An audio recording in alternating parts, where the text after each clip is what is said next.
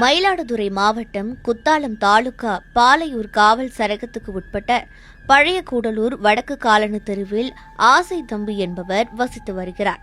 இவரது மனைவி கண்ணகி கடந்த மாதம் 26ஆம் தேதி குறி சொல்பவர் போல வேடமிட்டு இருசக்கர வாகனத்தில் வந்த நபர் கண்ணகியிடம் உங்கள் வீட்டில் செய்வினை உள்ளதாக கூறியுள்ளார். இதனால் நீண்ட நாட்களாக குடும்ப பிரச்சினை நிலவி வருவதாகவும் தெரிவித்துள்ளார். செய்வினைக்கு பரிகாரம் செய்ய கண்ணகி கழுத்தில் அணிந்திருந்த தாலிச் சங்கிலியை அருகில் உள்ள கோவிலில் வைத்து பூஜை செய்தால் பிரச்சினை தீரும் என்றும் கூறியுள்ளார்.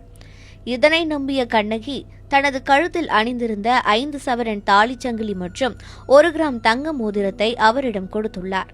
பின்னர் அருகில் உள்ள மாரியம்மன் கோவிலுக்கு செல்வதாக கூறி சென்ற நபர் நீண்ட நேரமாகியும் வராததால் கண்ணகிக்கு சந்தேகம் ஏற்பட்டுள்ளது.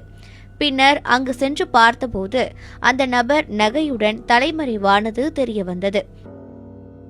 அதிர்ச்சியடைந்த கண்ணகி இது தொடர்பாக பாலையூர் காவல் நிலையத்தில் புகார் அளித்த நிலையில் மயிலாடுதுறை மாவட்ட காவல் கண்காணிப்பாளர் ஸ்டாலின் உத்தரவின் பேரில் சிறப்பு உதவி ஆய்வாளர் நரசிம்ம பாரதி தலைமையில் தனிப்படை அமைக்கப்பட்டது.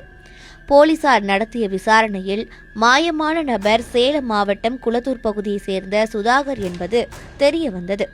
அவர் ஊராக சென்று குறி சொல்வது போல மோசடிகளில் ஈடுபடுவதும் அம்பலமானது. அவரை பல இடங்களில் தேடிய தனிப்படை போலீசார் மேல்மருவத்தூரில் வைத்து கடந்த 9ஆம் தேதி கைது செய்தனர்.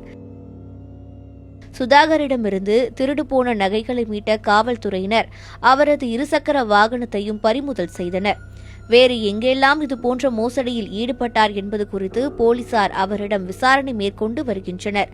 வீட்டில் குறி சொல்வதைப் போல் வரும் நபர்கள் மீது சந்தேகம் ஏற்பட்டால் உடனடியாக காவல்துறைக்கு தகவல் அளிக்க வேண்டும் என போலீசார் அறிவுறுத்தியுள்ளனர்.